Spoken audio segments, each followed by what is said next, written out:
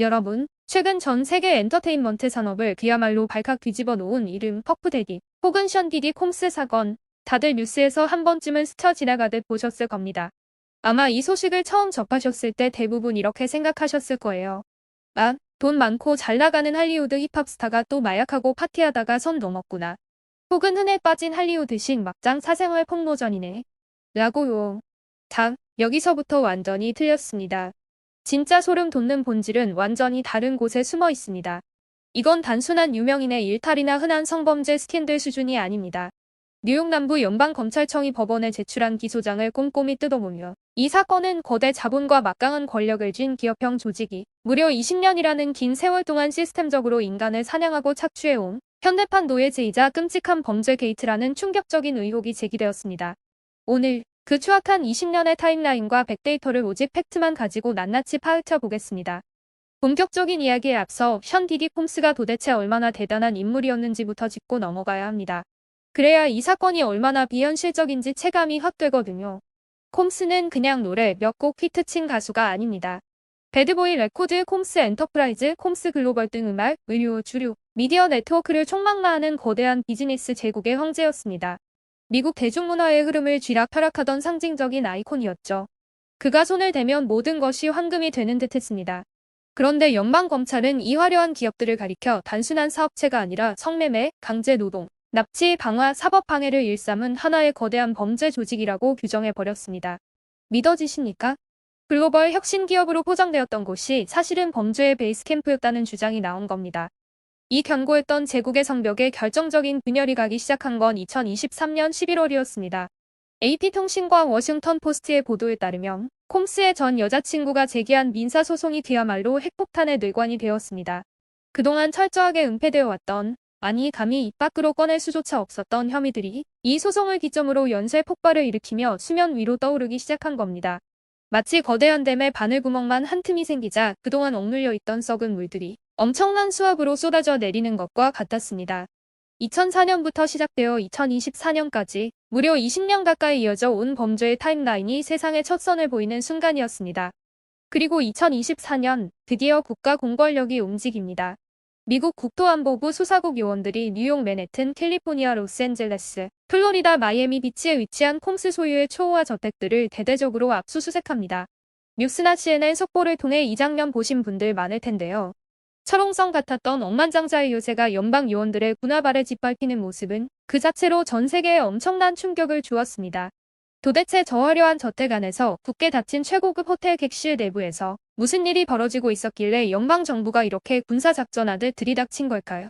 지금부터 말씀드릴 내용은 조금 충격적일 수 있습니다. 범죄의 핵심은 콤스가 직접 명명했다는 이른바 프리고프에 있습니다. 검찰 기소장에 아주 구체적으로 적시된 이 단어는 쉽게 말해 며칠 동안 쉬지 않고 이어지는 엽기적이고 파괴적인 성착취 파티를 의미합니다. 화려한 VIP 파티의 이면에는 지옥이 입을 벌리고 있었습니다. 콤스와 그의 임직원들은 이 프리고프를 위해 호텔 방을 조직적으로 세팅했습니다. 압수수색 당시 엄청난 양의 베이비 오일, 윤활제, 침구류, 그리고 특수 조명들이 발견되었다는 경찰의 공식 브리핑 자료가 이를 뒷받침합니다. 이건 충동적인 일탈이 아닙니다. 철저하게 기획되고 준비된 마치 범죄 공장의 조립 라인처럼 돌아가는 시스템이었다는 의혹입니다.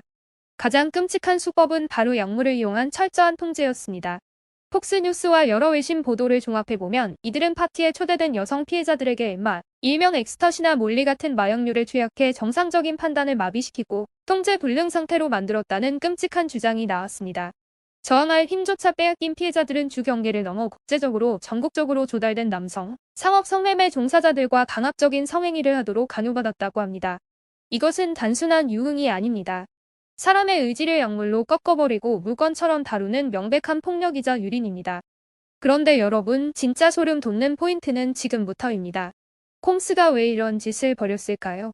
단순히 자신의 변태적인 성욕을 채우기 위해서? 아닙니다. 검찰은 더 악랄한 목적이 있었다고 봅니다. 이 엽기적인 프리고프의 모든 과정은 호텔방 곳곳에 숨겨진 몰래카메라를 통해 고스란히 촬영되었습니다. 이렇게 확보된 수많은 동영상, 이른바 프리고프 푸티지는 피해자들의 목줄을 죄는 완벽한 무기가 되었습니다. 정신을 차린 피해자들이 이 끔찍한 조직에서 벗어나려 하거나 경찰에 신고하려 할 때 이 영상들은 침묵을 강요하는 가장 확실한 입막음용 공갈 협박 수단으로 사용되었다는 겁니다. 이 구조를 아주 쉽게 비유해 볼까요? 꽉 막힌 거대한 거미줄 한가운데 거미가 앉아 있는 겁니다. 그런데 이 거미줄은 거미줄이 아니라 막대한 자본과 권력, 그리고 수치심이라는 도구로 짜여 있습니다. 피해자들은 한 번 발을 들이면 스스로 빠져나올 수 없는 구조입니다. 자신의 치부가 담긴 영상이 엔터테인먼트 제국의 황제 손에 쥐어져 있으니까요. 까딱 잘못하면 전 세계 언론에 뿌려질 수 있다는 공포, 그 공포가 20년 동안 수백 수천 명의 입을 틀어막은 완벽한 방음벽 역할을 한 셈입니다. 성적인 착취만 있었던 것도 아닙니다. 기소장과 여러 원고들의 진술에 따르면 이 과정에서 무자비한 폭행과 가혹행위도 일상적으로 동반되었다는 의혹이 쏟아지고 있습니다. 말을 듣지 않거나 반항하면 물리적인 폭력이 가해졌고 피해자들은 몸과 마음에 지울 수 없는 상처를 입어야 했습니다. 돈과 권력을 무기 삼아 타인의 존엄성을 짓밟는 행위, 검찰은 이것을 단순한 폭행이 아닌 범죄 조직의 체제를 유지하기 위한 공포 정치의 일환으로 해석하고 있습니다. 이 모든 것이 우리가 즐겨 듣던 음악을 만들고 우리가 입던 옷을 팔던 그 거대한 기업의 장막 뒤에서 벌어졌다는 주장입니다. 여기서 우리가 던져야 할 매우 중요한 질문이 하나 있습니다. 아니, 20년이나 이런 짓을 했는데 어떻게 아무도 몰랐지? 경찰은 뭐 했어? 맞습니다. 혼자서는 절대 불가능한 일이죠. 앞서 말씀드렸듯 검찰이 이들을 범죄 조직으로 규정한 이유가 바로 여기에 있습니다. 콤스 엔터프라이즈의 소속 임직원들, 경호원들, 심지어 일부 측근들은 콤스의 범죄 행위를 물리적, 행정적으로 적극 조력했다는 충격적인 혐의를 받고 있습니다. 방을 예약하고 마약을 조달하고 성매매 종사자들의 비행기 티켓을 끊어주고 파티가 끝난 후 난장판이 된 방을 치우고 피해자들을 회유하거나 협박하는 일까지 철저히 분업화된 카르텔이 존재했다는 겁니다. 그렇다면 대체 왜 이렇게까지 집요하게 범죄를 저질렀을까요? 법정 변론 과정에서 검찰은 콤스의 범행 동기를 크게 두 가지로 짚었습니다. 하나는 권력을 과시하고 피해자들에 대한 통제력을 잃지 않기 위한 원초적 질투입니다. 내 세상 안에서 내 마음대로 움직여야 한다는 삐뚤어진 욕망이죠. 또 다른 하나는 아이러니하게도 명성보호입니다. 자신이 쌓아 올린 완벽한 제국, 그 흠집 없는 이미지를 보호하기 위해 오히려 더 악랄한 방식으로 사람들의 입을 틀어막고 증거를 인멸하려 했다는 겁니다. 자신의 왜곡된 욕망을 은폐하기 위해 엔터테인먼트 제국의 막대한 자원을 총동원했다는 지적은 우리에게 씁쓸함을 남깁니다. 20년의 침묵을 가능하게 했던 또 다른 강력한 무기는 바로 돈이었습니다. 수사 과정에서 수많은 피해자들이 과거에 이미 문제를 제기하려 했지만 홈스 측에서 막대한 합의금을 제시하며 비밀유지 계약에 서명하도록 강요했다는 주장들이 쏟아져 나오고 있습니다. 법적 대응을 하려 해도 상대는 미국 최고의 로펌을 고용할 수 있는 억만장자입니다. 개인의 힘으로는 도저히 이길 수 없는 싸움, 폭포수를 주사기 바늘구멍으로 밀어넣는 격의 절망감 속에서 수많은 피해자들이 피눈물을 흘리며 합의서에 도장을 찍고 침묵 속으로 숨어들어야 했을 겁니다. 이 사건이 무서운 점은 그 파장이 비리 한 사람에게서 끝나지 않을 수 있다는 겁니다. 현재 미국 네티즌들과 여러 매체들은 이른바 디디 리스트가 존재하는 것 아니냐며 촉각을 곤두세우고 있습니다. 20년 동안 그 수많은 호텔방을 드나들었던 사람들, 그 파티에 초대받았던 수많은 셀럽들 중에 과연 아무도 이 참혹한 프릭오프의 실체를 몰랐을까요? 물론 어디까지나 네티즌들의 추측이고 루머에 불과하지만 할리우드 엔터테인먼트 업계 전반에 퍼져있는 방관과 침묵의 카르텔에 대한 대중의 분노는 걷잡을 수 없이 커지고 있는 상황입니다. 현재 션 콤스는 뉴욕 맨해튼 연방법원에 출석하여 자신에게 씌워진 모든 혐의를 전면 부인하며 무죄를 주장하고 있습니다. 변호인단은 합의된 관계였다거나 검찰의 무리한 기소라며 강하게 반발하고 있죠. 하지만 법원의 분위기는 싸늘합니다. 판사는 콤스 측이 제기한 보석 신청을 증거 인멸과 도주 우려, 그리고 증인 협박의 위험성이 높다는 이유로 단칼에 기각해버렸습니다. 현재 그는 구치소에 수감된 채로 다가오는 2025년의 본격적인 연방 재판을 기다리고 있습니다. 이제 공은 법원으로 넘어갔고 진실을 밝히기 위한 치열한 법정 싸움이 예고되어 있습니다. 이번 연방검찰의 기소에서 가장 눈여겨봐야 할 대목은 바로 적용된 법률입니다. 검찰은 단순 성범죄가 아니라 주 경계를 넘나드는 성매매 알선, 인신매매, 강제노동, 심지어 리코법 위반 혐의까지 적용했습니다. 리코법은 원래 마피아 같은 거대 범죄 조직을 소탕하기 위해 만들어진 아주 강력한 법입니다. 콤스의 제국을 마피아 조직과 동일한 수준의 위험 집단으로 판단했다는 뜻입니다.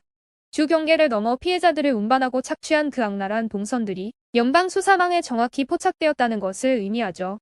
자, 여기까지 들으시면 시청자 여러분들 중에는 할리우드 일인데 우리랑 무슨 상관이야? 라고 하실 분도 계실 겁니다. 하지만 이 이슈는 우리에게도 시사하는 바가 매우 큽니다. 당장 여러분의 플레이리스트를 확인해 보세요. 우리가 열광하고 소비했던 수많은 팝송들, 그 화려한 뮤직비디오와 문화 콘텐츠들이 사실은 이런 끔찍한 착취와 폭력의 시스템 위에서 만들어진 결과물일 수 있다는 뼈아픈 인식이 필요합니다. 우리가 지불한 스트리밍 비용과 콘서트 티켓 값이 어쩌면 저 끔찍한 프리고프, 파티의 윤활제나 마약을 사는 데 쓰였을지도 모른다는 그 찝찝함. 이게 바로 대중이 느끼는 가장 큰 배신감이자 인지적인 충격입니다. 이 사건은 현대 자본주의 사회에서 돈과 권력이 어떻게 괴물을 숨겨주는 완벽한 은신처가 되는지를 적나라하게 보여줍니다. 아무리 끔찍한 짓을 저질러도 최고급 변호사를 고용하고 합의금을 뿌리고 언론을 통제하며 20년 동안이나 완벽하게 진실을 파묻을 수 있다는 그 섬뜩한 현실 말입니다. 권력을 가진 자가 시스템을 악용할 때 방어선이 얼마나 무력하게 뚫리는지 꽉 막힌 흑일 수레와 우주 공간 캡슐의 차이처럼 돈 있는 자와 없는 자의 정보력과 방어력 차이가 범죄를 어떻게 은폐하는지 똑똑히 목도하고 있는 겁니다. 이제 영상을 마무리하며 이 거대한 이슈 속에서 우리가 반드시 챙겨가야 할 3가지 통찰을 정리해드리겠습니다. 첫째, 권력의 성역화를 경계해야 합니다. 누군가가 부와 명성을 얻었다고 해서 그 사람의 도덕성까지 완벽할 것이라는 환상을 버려야 합니다. 화려한 타이틀 뒤에 숨어 법과 윤리 위에 군림하려는 기득권의 꼼수는 언제든 존재할 수 있습니다. 맹목적인 추종보다는 늘 비판적인 시각으로 거대 권력을 감시하는 대중의 눈이 필요합니다. 둘째, 침묵의 카르텔이 얼마나 위험한지 깨달아야 합니다. 20년의 범죄가 가능했던 건 범인 혼자만의 능력이 아니라 돈에 매수되고 권력에 굴복해 눈 감아준 수많은 조력자와 방관자들이 있었기 때문입니다. 우리 사회 곳곳에도 이런 크고 작은 침묵의 카르텔이 존재할 수 있습니다. 도래를 보고도 나에게 불똥이 튈까봐 침묵하는 순간 괴물은 그 침묵을 먹고 더욱 거대하게 자라납니다. 용기 있는 내부 고발과 연대가 얼마나 중요한지 이번 사건이 여실히 보여주고 있습니다. 셋째, 정의의 시간차를 믿어야 합니다. 20년, 참으로 길고 고통스러운 시간이었을 겁니다. 피해자들은 평생을 지옥 속에 살았겠지만 결국 그 철옹성 같던 제국도 전 여자친구의 용기 있는 소송 하나로 도미노처럼 무너져 내렸습니다. 아무리 깊게 파묻은 진실도 영원히 감출 수는 없습니다. 시간은 걸릴지언정 권력으로 억누른 팩트는 언젠가 반드시 수면 위로 떠올라 그 대가를 치르게 만든다는 사실 잊지 마시기 바랍니다. 오늘 전해드린 션 디디 콤스 게이트, 여러분은 어떻게 들으셨나요? 화려한 엔터테인먼트 제국의 이면에 이토록 잔혹하고 조직적인 범죄 의혹이 도사리고 있었다는 사실이 참으로 씁쓸합니다. 물론 본 사안은 현재 콤스 측이 혐의를 강하게 부인하고 있고 아직 치열한 법정 공방과 수사가 진행 중인 만큼 섣부른 확정적 판단보다는 양측의 주장을 끝까지 객관적으로 지켜봐야 할 것 같습니다. 진실의 저울이 어느 쪽으로 기울지 선택과 판단은 시청자 여러분의 몫입니다. 지금까지 여러분의 도파민과 지식을 책임지는 먼데먼데였습니다. 감사합니다.